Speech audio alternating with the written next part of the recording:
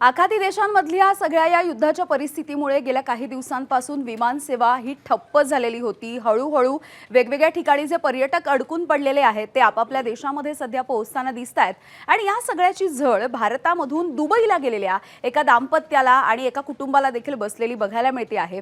हे कुटुंब अजूनही दुबईमध्येच अडकून पडलेलं आहे।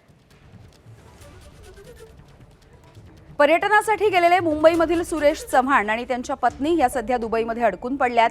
अनेकदा विमान कॅन्सल होतंय, त्यामुळे दुबईमध्ये पत्नीची औषधं देखील मिळत नसल्याची माहिती सध्या चव्हाण कुटुंबियांनी दिली आहे। त्यामुळे या कुटुंबियांचे त्या ठिकाणी हालही होतायत।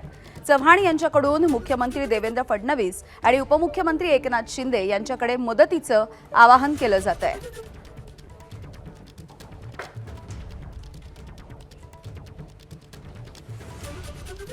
मी स्पाइस जेटच्या ऑफिसला 23 तारखेला 3 वेळा आतापर्यंत आलोय।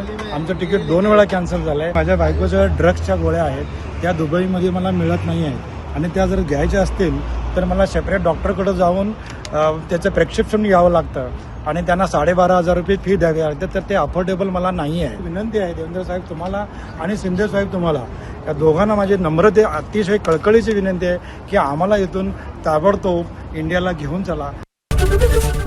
एबीपी माझा, उघडा डोळे बघा नीट।